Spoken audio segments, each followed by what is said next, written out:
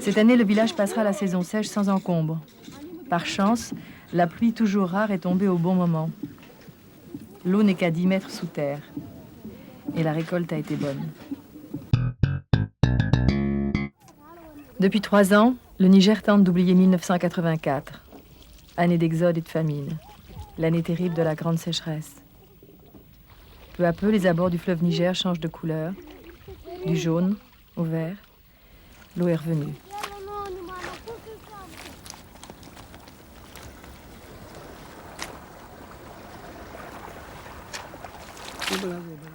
Dans les régions les mieux irriguées, la terre est redevenue fertile.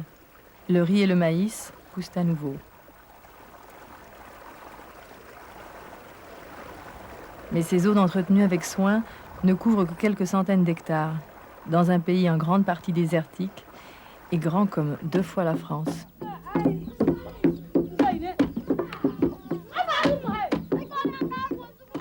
Dans ce village de Sey, à 50 km de la capitale, Niamey, l'irrigation, les engrais sont inconnus. Une seule ressource, le mil. Céréale indispensable, semée, récoltée, pilée de manière immuable. Depuis des siècles, rien n'a changé. Seule la pluie décide de la récolte. Cette année, le village passera la saison sèche sans encombre. Par chance, la pluie toujours rare est tombée au bon moment. L'eau n'est qu'à 10 mètres sous terre. Et la récolte a été bonne. À Sey, certains se demandent même si elle n'a pas été trop bonne.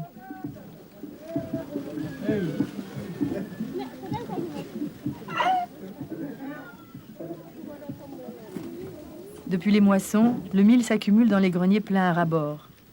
Mais ce trésor sera bientôt inutilisable. Dans quelques mois, dès les premières pluies, l'eau va s'infiltrer à travers la paille des greniers.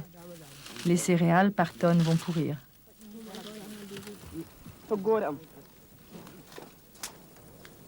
Les villageois ne peuvent pas non plus vendre ce mil. Les marchés de la capitale sont déjà saturés par les céréales importées d'Europe.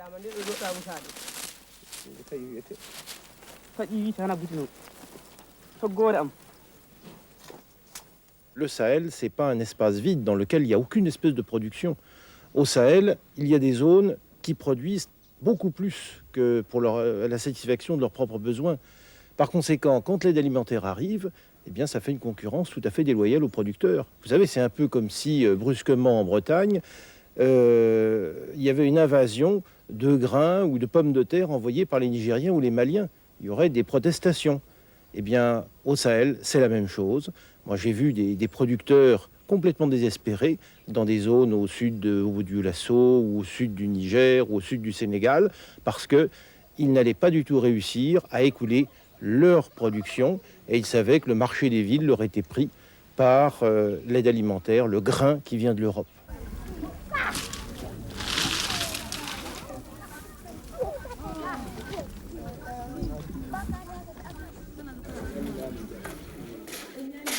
L'idée simple du programme Afrique verte, utiliser une partie de l'argent de l'aide alimentaire classique pour le reverser aux coopératives locales afin qu'elles puissent vendre et acheter des céréales nigériennes et non plus européennes. Les habitants de Sey ont enfin pu vendre leurs excédents. Ils viennent chaque jour à la coopérative du village. En quelques semaines, kilo après kilo, ils ont apporté 15 tonnes de mil.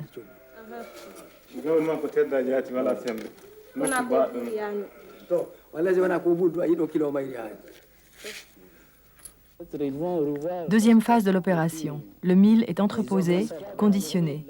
Il doit être vendu à une autre coopérative, celle d'un village du Nord, frappé par la sécheresse. Traditionnel palabre pour discuter du prix. L'accord est conclu. Les 15 tonnes seront vendues à 1,50 franc le kilo. Ça fait 5 000 sacs. 5 000 sacs. Et 5 000 sacs, si on multiplie ça par 6 000, donc ça fait dans les 30 millions. 30 millions pour les coopératives de ça ici. Le tout, moi, ce que je sais, à mon niveau, on ne dépasse pas 1 500 000. Voilà. Je suis d'accord sur 6 000 francs à vendre ça à Clébéry.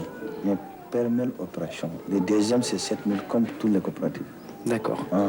Bon, mais je crois que on va pouvoir passer au chargement. Oui, on va passer au chargement, oui, oui. Bien. Mm. C'est réglé. C'est réglé. Maintenant, tout le monde dehors et puis on va brosser les camions, on va charger.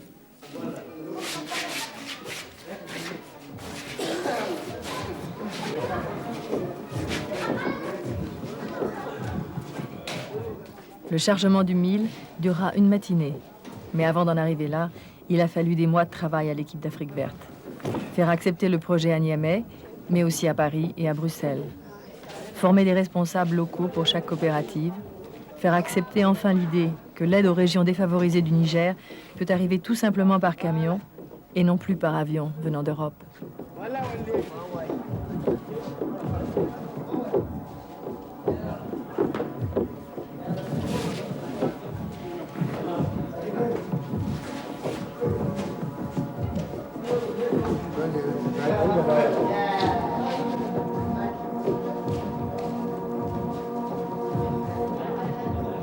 Le mil doit être livré à Tillabéri, un village situé à 200 km à peine. Ces 200 km, le président de la coopérative de Sey ne les a jamais franchis. En fait, personne ici ne connaît l'autre village. On y parle pourtant la même langue. Mais le Sahel, c'est aussi l'absence de communication, les pistes défoncées, les barrages de police. Parcourir 10 km relève de l'expédition. La technologie moderne, même en pleine brousse, ne fait pas illusion.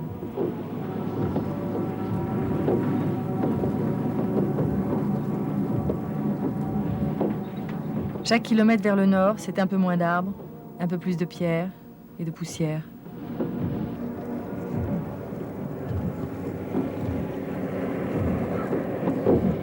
Le désert avance de 6 km par an. Rien ne poussera cette année autour du village de Tillabéri.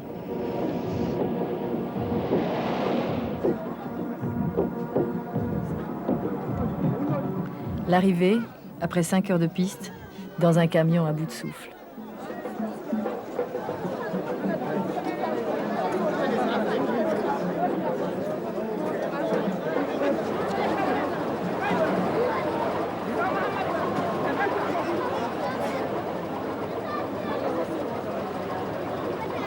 Comité d'accueil à la mesure de l'événement.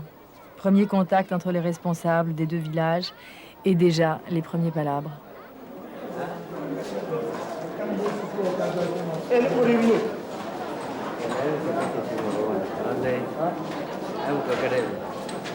En 2 ans, l'opération Afrique verte a permis à plusieurs villages nigériens d'échanger leur production. Dans d'autres pays du Sahel, au Mali, au Burkina, au Sénégal, plus de 10 000 tonnes de céréales ont ainsi été redistribuées. Un premier pas vers l'autosuffisance. La certitude aussi que l'aide la plus efficace ne vient pas forcément d'ailleurs.